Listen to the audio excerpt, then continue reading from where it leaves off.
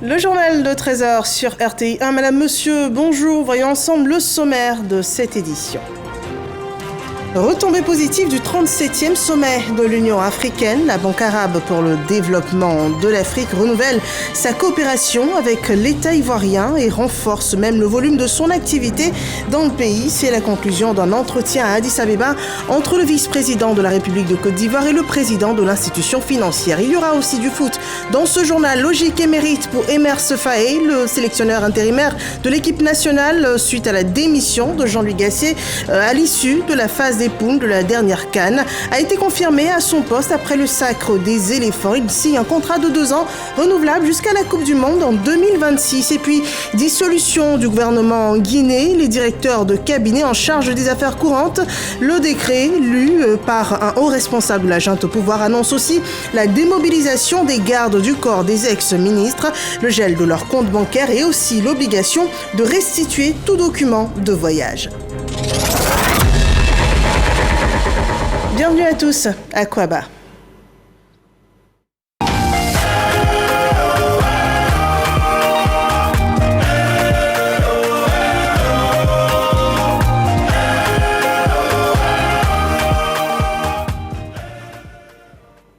Voilà donc la Côte d'Ivoire championne d'Afrique de football, c'est l'actualité. Mais revenons aussi sur le précédent sommet de l'Union africaine qui s'est tenu ce week-end à Addis Abeba en Éthiopie. La Côte d'Ivoire en sort avec le renouvellement du partenariat financier avec la BADEA, la Banque arabe pour le développement de l'Afrique, qui renouvelle sa coopération avec l'État ivoirien et annonce même accroître le volume de son activité ici dans notre pays. C'est le solde d'un entretien entre le vice-président de la République, Tiemoko Melie-Kone, et le président de l'institution financière. Rapport d'un échange de portée économique à Addis Abeba par Mahama Traoré. Actualité oblige, la victoire des éléphants de Côte d'Ivoire à la récente Coupe d'Afrique des Nations de football continue de meubler les entretiens des plus hautes personnalités. Depuis Addis Abeba où se tenait le 37e sommet de l'Union africaine, Sidi Ould Tah, président de la Banque arabe pour le développement économique en Afrique, BADEA, est venu féliciter le vice-président de la République de Côte d'Ivoire pour ce sacre. Les deux personnalités ont également fait un tour d'horizon de la coopération entre la Côte d'Ivoire et cette institution financière. C'était aussi l'occasion de réitérer nos félicitations pour les excellentes performances macroéconomiques réalisées par la Côte d'Ivoire, performances macroéconomiques qui ont pu montrer la résilience de l'économie ivoirienne, même en période de crise internationale. La BADEA travaille aussi bien avec le secteur public qu'avec le secteur privé. Et dans cette perspective, nous allons, conformément aux orientations du gouvernement, nous allons mettre un accent particulier sur le logement. Sur le logement, mais aussi sur la transformation du cacao et sur la chaîne de valeur du cacao d'une manière générale.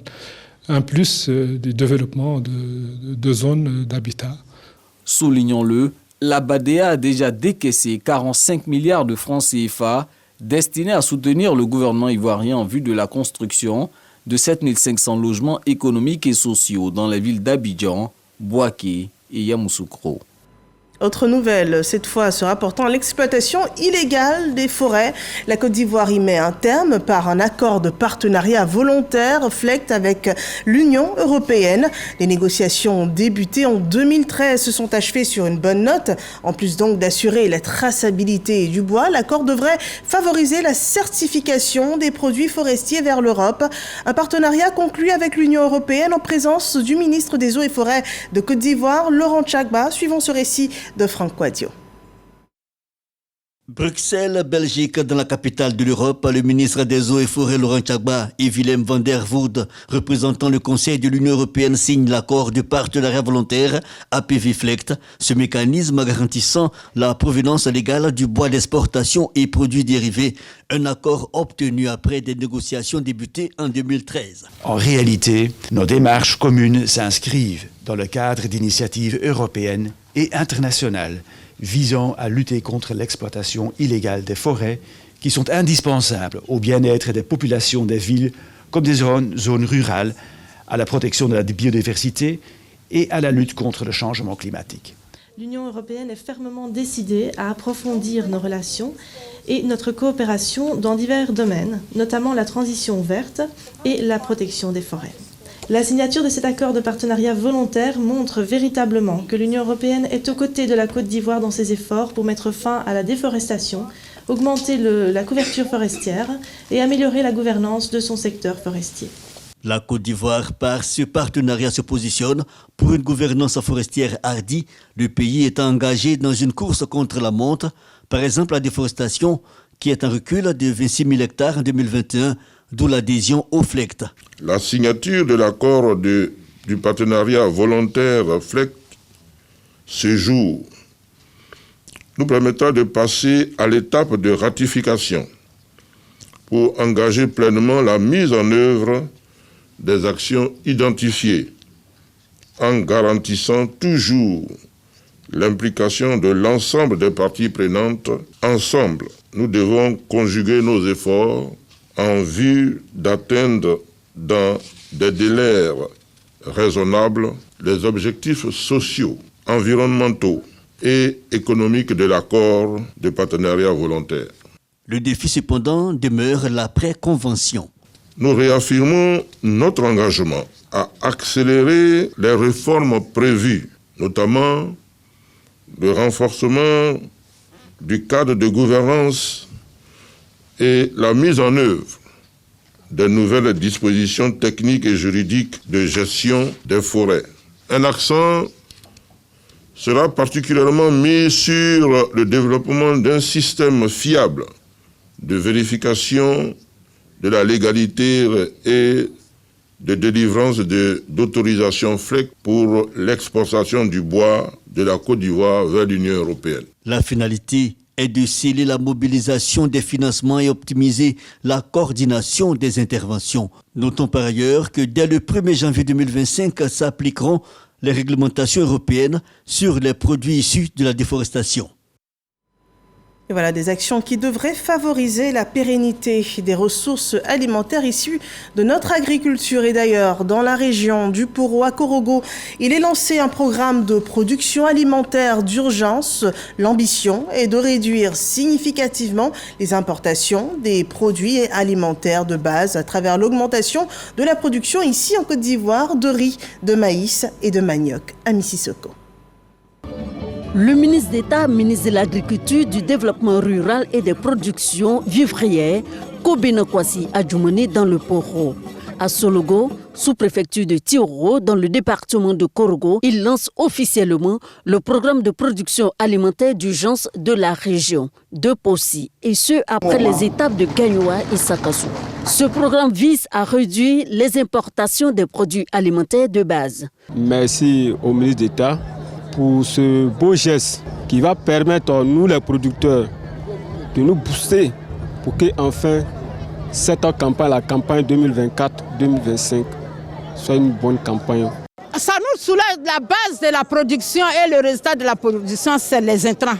Et la semence certifiée, je dis merci au ministre. Le programme de production alimentaire d'urgence de Possi est une initiative du gouvernement.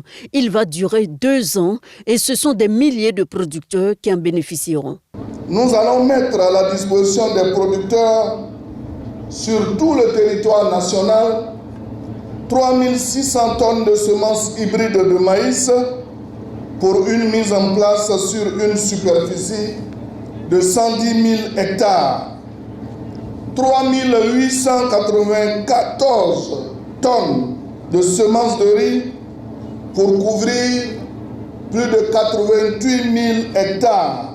Financé par la Banque africaine de développement et le gouvernement japonais à hauteur de 170 milliards de francs CFA. Il est mis en œuvre par le ministère de l'Agriculture, du Développement rural et des productions vivrières. Il s'agit de rendre disponible plus de produits alimentaires de base et de contribuer ainsi à la réduction de la cherté de la vie, une priorité nationale. Pour la région du Poro, 7560 producteurs de riz sont actuellement inscrits dans cette première phase de l'opération pour bénéficier de 4 902 tonnes d'engrais urée et NPK et 424 tonnes de semences de riz. Depossy vise aussi à amortir l'impact des chocs exogènes et de renforcer la souveraineté alimentaire du pays. Au total, ce sont 800 000 producteurs qui bénéficieront de l'appui du gouvernement en semences améliorées et en engrais de qualité. Et nous parlons sport. Dans ce journal, même après la CAN, le football fait encore l'actualité.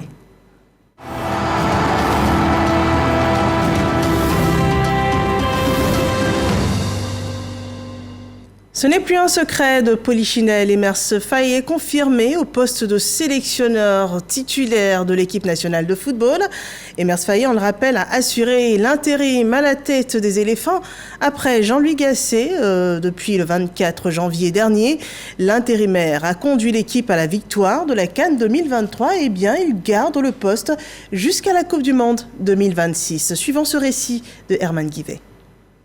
Après l'état de grâce, la confirmation pour le nouveau sélectionneur de l'équipe nationale de Côte d'Ivoire, Emers Faye. Dans le sillage de l'encadrement technique des éléphants de Côte d'Ivoire depuis 2021, Emers Faye entame la CAN 2023 Made in Côte d'Ivoire avec confiance et sérénité comme l'ensemble de ses collaborateurs. À la suite de l'échec cuisant de la Côte d'Ivoire face à la Guinée équatoriale, 4-0, Jean-Louis Gasset, le sélectionneur français qui tient les rênes de l'équipe, est déposé par les instances dirigeantes de la Fédération ivoirienne de football. Les rênes de l'équipe sont alors confiées à Emers Faye en qualité d'entraîneur intérimaire. Il a la lourde tâche de définir une nouvelle trajectoire à une équipe quasi déboussolée qui retrouve les chemins de la compétition grâce au professionnalisme d'une équipe marocaine de football. À la tête de l'équipe, Emers Faye enchaîne des victoires spectaculaires. Tombeur du Sénégal, détenteur du titre en 8e de finale, du Mali en quart de finale, de la République démocratique du Congo en demi-finale et du Nigeria en finale, sa proximité avec les joueurs, sa compréhension du jeu, ses choix tactiques lui attirent le respect, la considération et l'amour du peuple ivoirien. La Côte d'Ivoire arrache ainsi sa 3e étoile et devient championne d'Afrique de football. Au regard des performances réalisées, des résultats obtenus, il est confirmé depuis hier, 19 février 2024, sélectionneur titulaire des éléphants de Côte d'Ivoire par le président de la Fédération ivoirienne de football, Yacine Idriss Diallo, au cours d'une présentation officielle du trophée de la Coupe d'Afrique des Nations de football dans la commune de Cocody. Emers était jusqu'à présent entraîneur par intérim. Il vient d'être confirmé ce jour Ses perspectives déjà déclinées, préparer les qualifications pour la Coupe du Monde 2026, mais également la prochaine Coupe d'Afrique des Nations de football qui se tiendra au Maroc en 2025. Et voilà, donc si le football masculin a le vent en poupe, ce n'est pas le cas chez les sportives de haut niveau, donc celles qui pratiquent le sport au haut niveau. Donc une campagne contre les violences sexistes est lancée dans le sport féminin. Athlètes et footballeuses dénoncent des cas de harcèlement, des propos injurieux venant des encadreurs, des matchs sans contrat et sans revenus, des violences systématiques, des économies, des violences économiques, des violences psychologiques et aussi des violences stigmatiques sur leur physique. Les actrices du sport, les acteurs aussi du sport et le ministère de la Femme, de la Famille et de l'Enfant disent stop. Frédéric Oulaï et Jean-Marc Ojadji nous en disent plus. Une rencontre pour accentuer la campagne de lutte contre le sexisme dans le milieu du sport, notamment dans le football. Ces violences d'ordre sexuel, systémique, économique, psychologique et physique dont subissent les footballeuses passent sous silence. Cet atelier constitue donc un plaidoyer selon ONU Femmes. On devrait faire cette activité pour mettre en lumière la violence, les intimidations, les pressions, tout ce qui se fait autour des femmes et des filles qui sont dans le sport et qui ne sont pas connus. Après cette activité, on puisse désormais briser le silence autour de la violence sexiste dans le sport. Dans sa mission de défense des droits de la jeune féminine, le ministère de la Femme, de la Famille et de l'Enfant invite à la synergie des parties prenantes. La violence à l'égard des femmes et des filles constitue une atteinte grave aux droits fondamentaux. Elle est la manifestation des inégalités sociales qui maintiennent les femmes et les filles dans une situation de vulnérabilité et de dépendance sociale et économique qui les empêche d'exprimer leur plein potentiel. Mesdames et messieurs, qu'il me soit permis de vous annoncer la fin de l'impunité. Plus jamais le sport ne doit entacher de ces scandales révoltants qui nous font éprouver collectivement un sentiment de honte. Pour ce faire, le ministère de la Femme, de la Famille et de l'Enfant entend prendre toute sa place dans ce combat. Ces réflexions ont pour rôle également d'attirer l'attention des fédérations de football sur l'égalité entre le football féminin et masculin. Parlons de santé à présent. Ce droit humain fondamental, indispensable à l'exercice de tout droit humain. Et dans ce champ, la santé sexuelle et reproductive fait partie intégrante des droits de tous. C'est en tout cas ce que défend la Fédération internationale pour la planification familiale. Le directeur général plaide même une loi sur la santé sexuelle et reproductive ici, en Côte d'Ivoire. Chris Diomandé et Jean-Marc Djadji. Docteur Alvaro Bermejo, directeur général de la Fédération internationale pour la planification en terre ivoirienne, pour un séjour de 72 heures. Accueilli au siège de l'association ivoirienne pour le bien-être familial, assise à Abidjan-Treichville, Alvaro a plaidé à Abidjan pour l'adoption d'une loi sur la santé sexuelle de la reproduction en Côte d'Ivoire. Objectif, mieux protéger la santé de la femme. Ce plaidoyer lancé à l'occasion d'une conférence de presse organisée au sein de l'AIBF. Selon le directeur général de l'IPPF, il est actuellement question de créer un cadre légal d'action qui protège les prestataires de santé, de réaliser les objectifs du développement durable 2030, de garantir l'équité sociale et de protéger l'environnement. La première autorité à la tête de l'IPPF, dont fait partie l'AIBF, s'est dite impressionnée par le boulot abattu par l'équipe en Côte d'Ivoire pour la mise en œuvre de ces différents programmes et objectifs. Ali Ouattara, président national de l'AIBF, n'a pas manqué d'exprimer toute sa gratitude au directeur général de l'IPPF pour ses actions. Il a par ailleurs égrené quelques doléances pour un meilleur fonctionnement de son institution. Son souhait, que l'autorité soit l'avocate de l'AIBFD auprès de l'instance internationale, afin que le financement des programmes arrive à temps. Durant son séjour en Côte d'Ivoire, Dr Alvaro Bermejo a visité plusieurs structures, dont l'Institut des aveugles Cisa Yopougon, où l'AIBF est intervenu dans le cadre de ses activités de bien-être familial. Pour rappel, Dr Alvaro a plus de 20 ans d'expérience en tant que cadre supérieur dans des fédérations mondiales, travaillant sur le VIH, SIDA, les questions humanitaires et la politique de santé. Toujours sur le droit et la loi, l'Institut national de formation judiciaire fait le bilan après le concours d'entrée dans cette académie qui s'est tenu au cours de l'année 2023. Ce concours qui a vu 491 personnes sur 16 000 candidats être sélectionnés pour entrer dans cette académie. Et ce bilan mettra en cause donc les difficultés rencontrées au cours de ce concours et également formulera des recommandations sur la base de la session 2023. Davis Oyo. La crédibilité et la transparence des concours d'entrée à l'Institut national de formation judiciaire, le centre d'attention à ce séminaire bilan après 9 mois d'organisation. Il s'agit de relever les imperfections rencontrées par les candidats, ce en vue d'apporter une amélioration pour les défis futurs. Ces résolutions-là sont une première étape du travail qu'il y a lieu de faire. Nous venons ensemble d'identifier certaines choses. Il va falloir plus tard les traduire en plan d'action. Ainsi, au titre de la session 2023, 416 candidats sont définitivement admis sur 16 000 en lice à l'entame du concours. Je voudrais vraiment rendre hommage au personnel de l'Institut national de formation judiciaire qui s'est donné corps et âme pour que ces concours-là puissent se dérouler dans les bonnes conditions. Les recommandations que vous avez faites, nous allons mettre tout en œuvre pour pouvoir les mettre en application. L'Institut national de formation judiciaire est un établissement dédié à la formation de tout le personnel judiciaire, entre autres les magistrats et les greffiers. Selon le directeur général, l'Institut va enregistrer la venue de 2 étudiants centrafricains. L'action s'inscrit dans le cadre de partenariats avec des pays étrangers pour la formation de leurs ressortissants. Voyons à présent le lancement d'une mutuelle générale pour les agents des finances de Côte d'Ivoire. Il s'agit de la MUGAFSI qui a été présentée vendredi dernier et le lancement de ces activités, des activités essentiellement sociales qui ont pour but d'entretenir les relations conviviales entre les différents membres et également de les soutenir en cas d'événements heureux ou malheureux. Juliette Ouéa.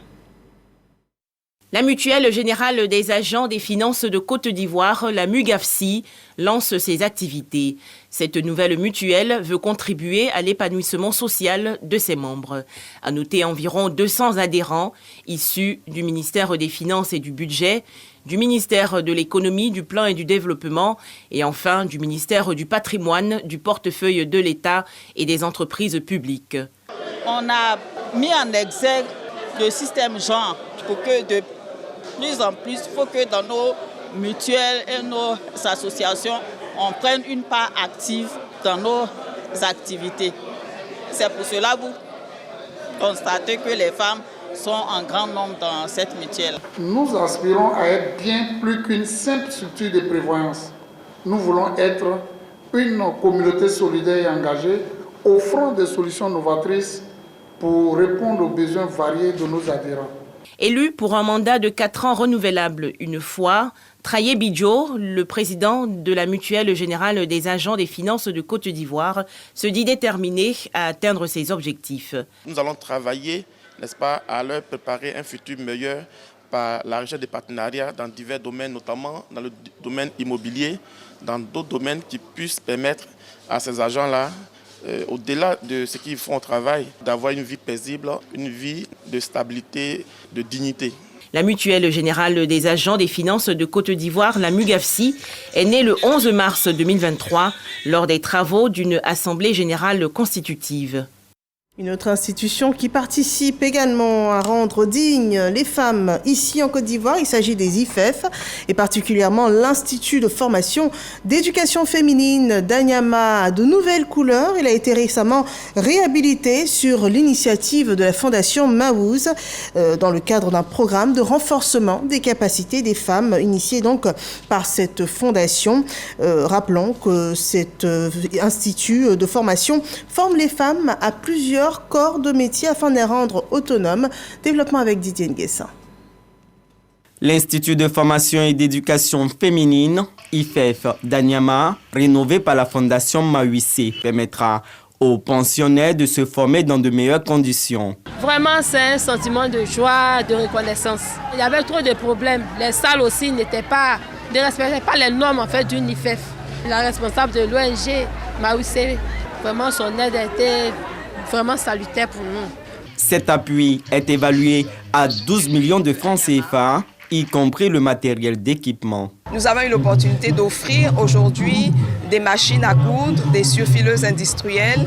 Nous avons offert des intrants pour la production de pâtisseries, des intrants également pour la couture. Nous avons offert des fers à repasser, des ventilateurs pour permettre à ces jeunes filles-là d'apprendre dans un cadre serein. 80 auditrices en moyenne par an sont formées au métier de la couture, de la broderie, de l'alphabétisation et de l'entrepreneuriat. Le Burida distingue 35 entreprises et entités pour le paiement régulier des redevances dues à l'utilisation de l'œuvre de l'esprit au profit des artistes de Côte d'Ivoire. Ainsi dénommées créativité durable, ces distinctions ont été remises à des municipalités, des entreprises publiques et privées qui viennent donc de recevoir un label de conformité. Ismaël Ebrardeo et David Soyo. Il contribue à un mieux-être des créateurs d'œuvres de l'esprit. Ces entreprises publiques, privées et responsables de municipalités se sont acquittées de redevances liées aux droits d'auteur. En retour, ils reçoivent un label de conformité aux droits d'auteur. Ces artistes sont des personnes qui donnent leur personne, qui donnent de l'amour dans l'art qu'ils sont en train de créer. Je pense que c'est tout à fait normal que nous leur retournons cet amour en valorisant, en leur donnant quand même quelque chose, parce que j'estime que ce que nous payons n'est pas à la hauteur de ce qu'ils méritent.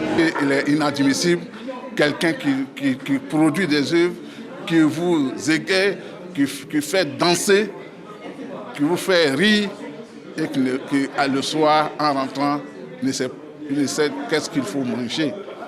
Donc aujourd'hui, Aboubou veut être le centre d'attraction. L'initiative est à mettre à l'actif du Burida, Bureau ivoirien du droit d'auteur. Pour cette entreprise de gestion collective du droit d'auteur et des droits voisins, il s'agit de booster l'engagement de ces entités pour la cause des artistes ivoiriens. Cette certification-là permet de trier parmi nos clients ceux qui sont fidèles, ceux qui font le travail, ceux qui protègent les arts, ceux qui défendent les artistes et qui contribuent à leur bien-être. Donc ça va continuer. Mais en même temps, ce label aussi a des contraintes. Il a des contraintes, il y a un cahier des charges. Quand vous êtes labellisé, vous n'avez pas le droit aussi, après, de ne pas respecter le cahier des charges. Si vous contrevenez au respect du cahier des charges, ce label vous sera retiré. Selon le directeur Karim Ouattara, ce sont plus de 1000 clients qui sont respectueux du droit d'auteur à ce jour. Pour cette première édition, c'est une vague de 35 structures qui ont été labellisées. Et voilà, le paiement des taxes est une valeur citoyenne au même titre que la promotion de la paix, de l'amour et de la cohésion sociale. Ces valeurs sont promues par l'Église Ariste de Côte d'Ivoire qui a fait récemment sa rentrée spirituelle. Une rentrée spirituelle durant laquelle une messe d'action de grâce a été dite pour la victoire des éléphants de Côte d'Ivoire à la CAN 2023. Le reportage de Éric Goret. Cette fête spirituelle à l'honneur des éléphants magnifie les champions d'Afrique et tous les fidèles chrétiens de la communauté Ariste. Ce culte d'action de grâce est la reconnaissance à l'Éternel pour tous ses bienfaits. Il a pour thème « Lèvons-nous et bâtissons », un thème évocateur eu égard au courage et à la détermination des éléphants. Des prières ont été faites, des cantiques également pour dire merci au Créateur. Il y a eu une note assez importante pour les éléphants de Côte d'Ivoire qui nous en font vibrer. Et nous sommes venus ici aussi pour remercier le Seigneur pour tout ce qu'il a fait pour nous lors de cette compétition sportive, avec les hauts et les bas que nous avons eus. Et finalement, la Côte d'Ivoire se trouve sur le toit de l'Afrique. L'Église Ariste réaffirme sa fidélité et son attachement aux prescriptions divines. Prix pour le président de la République, prix pour le Premier ministre Robert Begré-Bambé et prix pour tous les Ivoiriens. Les Aristes ont passé des messages d'amour, d'unité et de paix. Il faut changer son cœur, il faut changer son comportement pour suivre la voie de Dieu. Dieu nous dit, mes voies ne sont pas vos voies, mes pensées ne sont pas vos pensées. L'homme doit rechercher les voies de Dieu, l'homme doit rechercher les pensées de Dieu. Une reconnaissance à Dieu pour la Côte d'Ivoire. Des perspectives pour les 12 mois à venir. L'Église Ariste a pour président mondial son éminence patriarche Adjeko Faustin. Et la page noire de ce journal nous conduit dans le village de Ménécré qui est attristé depuis la disparition de Kadi Célestin, dit docteur Vis-à-vis, encore connu sous le nom de Vieux Ménécré. Il s'en est allé à l'âge de 118 ans et ce village est plongé dans la tristesse depuis la disparition du centenaire. Le reportage à Ménécré de Jean-Marc Odjadji et Dogadogui. C'est le calme et la tristesse à Ménécré, dans le département de Gagnoa. Et cela depuis le décès de Célestin Kadi, alias Docteur Vis-à-vis, ou encore Vieux Ménécré. Dans ce village, issu du canton Niabré, les cœurs sont en lambeaux avec la disparition de ce centenaire qui avait su garder son humour. C'est difficile parce que pour nous recréer, nous allons le voir souvent. Et il sort ces phrases-là. On ne sait plus que dire. Il est le plus âgé de ce village. Dans sa maladie, ils ont tout fait. Ça n'a pas marché et il est parti. Durant les dernières années de sa vie, rongé par la maladie, Docteur Vis-à-vis a pu bénéficier des largesses d'une jeune dame qu'il appelait affectueusement Ozigé.